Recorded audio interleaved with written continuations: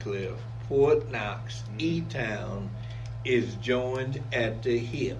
Yes. Okay? Yes. We have got the retired Mm-hmm. all over the place. We blessed in every way that we possibly can. We connecting with church, families, veterans, surviving spouses, children, and everybody. Mm. Yeah, so there's going to be no more unanswered questions as far as we're concerned that relate to surviving spouses and families Amen. and our folks, okay? Amen. We bring in the Purple Hearts, the American Legion, the DAV, NAVVETS.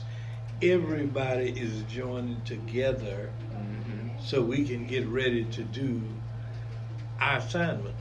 And Yes. we're talking about doing God's work. We're not Amen. talking about Amen. watering the hole Yeah. or anything. No, we amen. going past all that. We need help, y'all. This is 2020. Amen. Okay, this Amen. is 2020. If we don't get this right, it'll be another 100 years before we have a chance Yeah, to get it. at this again.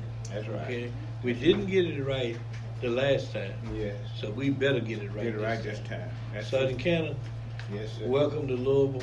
Thank you. Welcome to Jumpstart USA. Yes, thank you. And you are in a position where soon as Commander Lyons get back in town, he's somewhere on the road from Yeah. Florida Yeah. trying to come in here, but I know you all been doing your thing, but Yes, yes. we need to connect now. Yes, that's true. Because we need some help. We need to get information. And we need to have answers to questions that people are going to be asking and have asked for a long time. That's right. That's right. So welcome you to the station, the show, and know that the door is open to you. Well, I'm You just bring proud. your team with you. We already got part of your family connected at the hip.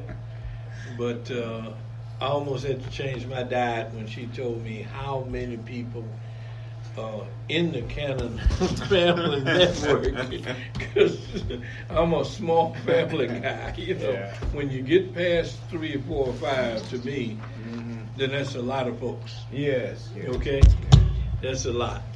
Okay, so your numbers, if you would kind of introduce yourself to our audience and let us know about the Cannon Family Connection. Speak right in the middle of the mic. Yes. Yes. Yes. Yes. Well, you know, I'm from a very large family. My mother had 21 kids. There's approximately 85 grandkids and approximately 65 great-grand. And we are a very lovely family. We don't do a lot of fighting and argument. And we thank God that 90% of them is still in the household of God. We had great parents that made sure that we abided by truth and righteousness towards one another. And not only us, but also those that were around us at that particular time. But I just thank God for them. A lot of them is very wealthy. A lot of them was within the military itself. Tuskegee Airmen, different infantry units around the country. Quite a few of them are retired military personnel. And some of them in the NBA, and some play professional football, and also they enjoy the family as much as everyone else. We get together once every 2 years. Once every 2 years we get together, try to, for a family reunion. Okay. And the highest number that ever been at one of the family reunions was approximately 700. Whoa, time out, whoa, hold up a minute. How many? 700. Ooh, Lord. And so, but you know, all you can do is wear a tag on your collar saying, "Hi, I'm your cousin."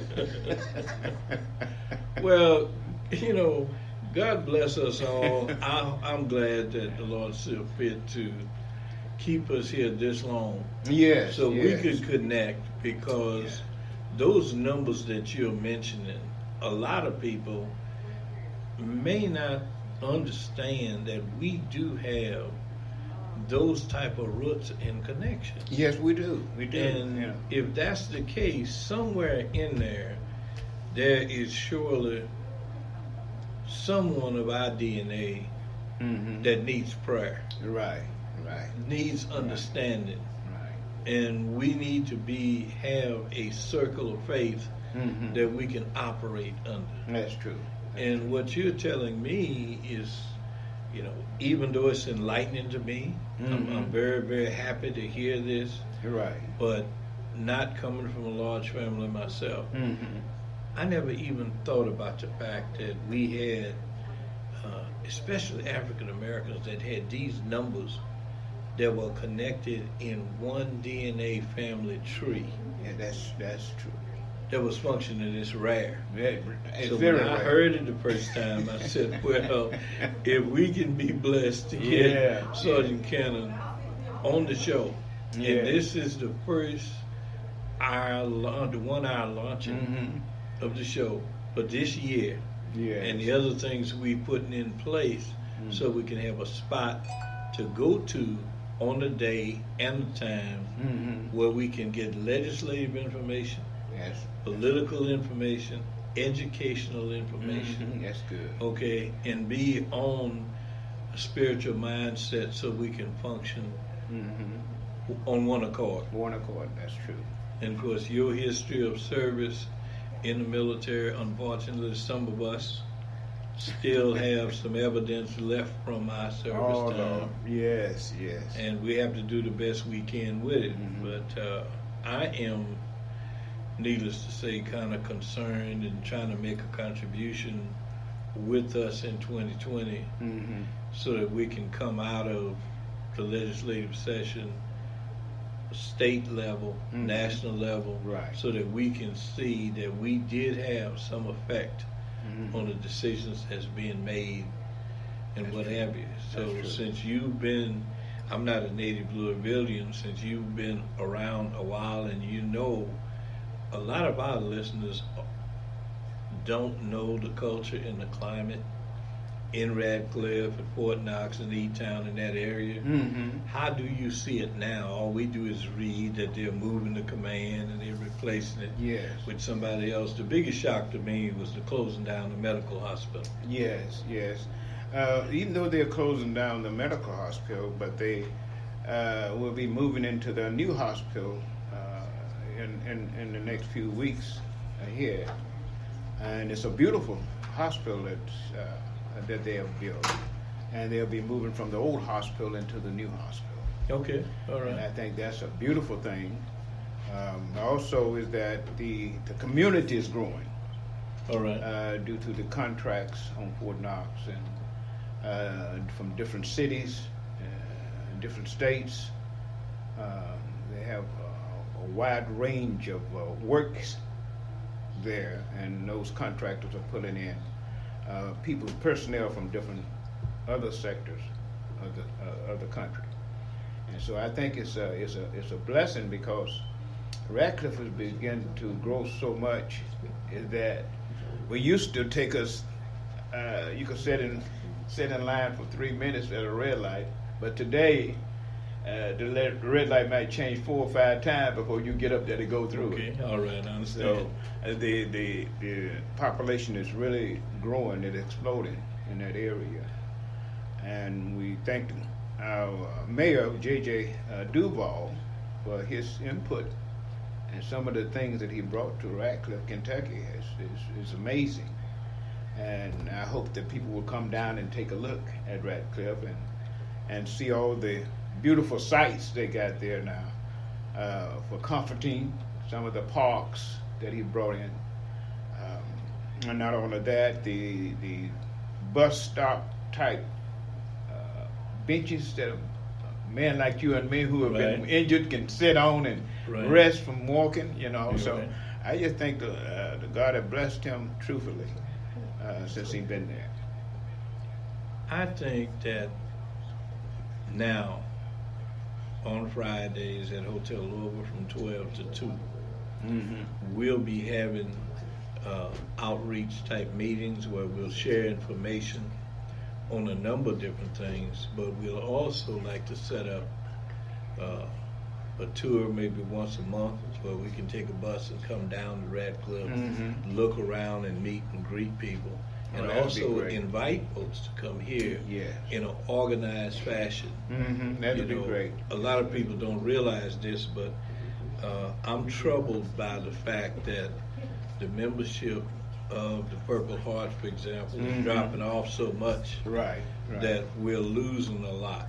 Right. And a lot of that has to do with a loss of resources. People don't understand that the battle that never should have happened between the horse racing industry and the bingo That's right. really crippled the Veteran Service Organization. Right. Now, a lot of people refer to them as a watering hole affectionately, but everybody needs something they can identify with and be a part of. That's right. But the idea of people thinking that bingo was a threat to horse racing is the most idiotic thing that I've ever heard in my life. True. That's true. Okay, those ladies that play bingo, 12 and 16 and 18 cards at 2:30 in the morning. There's no horses running at 2:30 in the morning. No. Okay, and then those quarters and nickels and pennies for bingo will do you no good at the racetrack. When you go to the racetrack, you got to have some president's spaces on the bills and things. Yes, that's but true.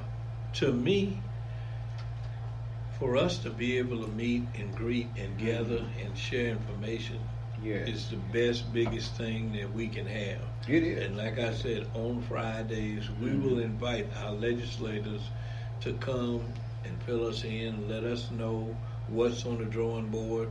As you can see, we've already gotten a list of pre-filed bills in Frankfurt. Right. That's so true. If I told you right now today, there has been over 400 pre-filed bills submitted as of 12 noon on Friday. Oh, man. Okay, so we have bills that were not taken care of in 2016 that were left over that had to be refiled, because every section you have to refile the bill and it gets a new number. Right. So if you can imagine them having over 400 bills on Friday waiting for them when they come in on Tuesday. Because tomorrow is just like a meeting and greeting, and here you are. Right. On Tuesday, start trying to get down and look at this. We have a bill that's going to be going in designed to rekindle a bill that we had in 2000, 2001 that dealt with the conditions in the public and cemeteries around the Commonwealth. That was never addressed in a fashion, and we still have cemeteries in bad shape. We have veterans, a lot of veterans in there, and we committed ourselves to never leave our veterans behind. Right. Well, in that case, we have not told the truth, because many of them have been left behind. That's true. A lot of it is because of the economy and the change in times. A lot of people don't understand that a lot of the cemeteries that we had were owned by churches.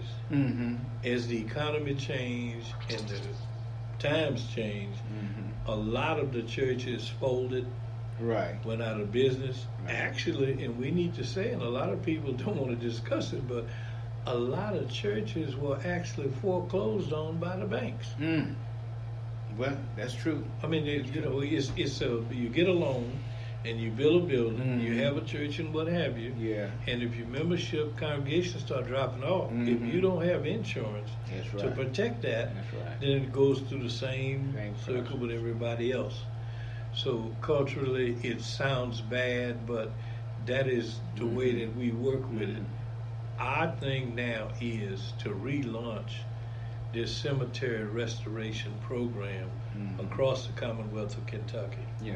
We have a Eagles at Rest National Veterans Recertification Program Mm-hmm. across